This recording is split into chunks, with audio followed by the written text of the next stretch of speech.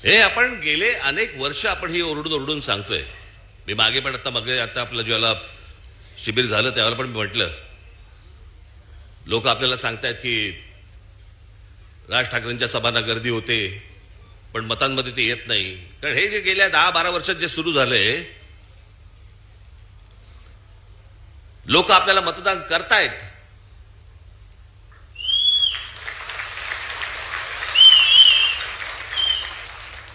पण या सगळ्या भानगडीमधनं आपल्याला दरवेळेला पराभव पत्करावा लागतो.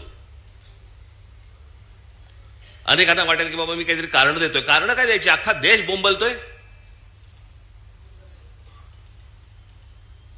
आणि या सगळ्या प्रक्रियेमधनं मग सत्तेमध्ये यायचं आणि मग हवी तशी सत्ता राबवायची.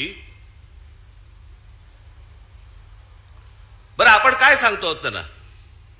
आपण त्यांना सांगतो आहोत मतदार याद्या स्वच्छ करा. 5 वर्ष निवडणुका झालेल्या नाहीयेत या महाराष्ट्रामध्ये स्थानिक स्वराज्य संस्थांच्या. मतदार याद्या स्वच्छ करा. अजून 1 वर्ष लागलं तरी चालेल. 1 वर्षाने निवडणुका घ्या, काय फरक पडतो? आणि उद्या मतदार याद्या ज्यावेळेला स्वच्छ होतील त्यावेळेला ज्याचा विजय होईल, ज्याचा पराभव होईल, आम्हाला मान्य आहे. उद्या आज जे सत्तेवरती आहेत त्यांचा जर समजा विजय झाला, मतदार याद्या पूर्ण पारदर्शक झाल्यानंतर, आम्हाला मान्य आहे. पण ह्या सगळ्या गोष्टी सगळ्या लपवायच्या आणि लपवून लपवून लपवून लपवून त्याच्यातनं निवडणुका घ्यायच्या. मॅच तर फिक्स आहे भाई. ज्या वेळेला मॅच फिक्सिंग आपल्या क्रिकेटमध्ये ज्या वेळेला झालं, त्यावेळेला अझरुद्दीन पासून सगळ्या लोकांना त्याला काढून टाकलं होतं. जडेजापासून काढलं होतं ना. इथे कोणालाच काढत नाहीत.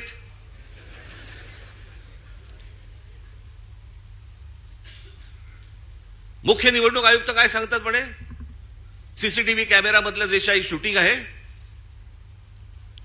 ते म्हणे प्रायव्हेट आहे. प्रायव्हेट काय काय काय तरी शब्द वापरला हा. त्याची प्रायव्हसी. प्रायव्हसी कसली आली? एखादा माणूस मतदान कुठे करतोय, मत कुठे देतोय, ही प्रायव्हसी असू शकते. मतदार कसा प्रायव्हसी त्याची असेल जपायची? आम्हाला माहिती आहे की मतदार कोण आहे ते. जे पटत नाहीत, जे पचत नाहीत, असे कोणते तरी उत्तर द्यायची आणि त्या सगळ्या भानगडीमध्ये या सगळ्या निवडणुका घ्यायच्या आणि मग सत्तेमध्ये आल्यानंतर वेडवाकडं कसंही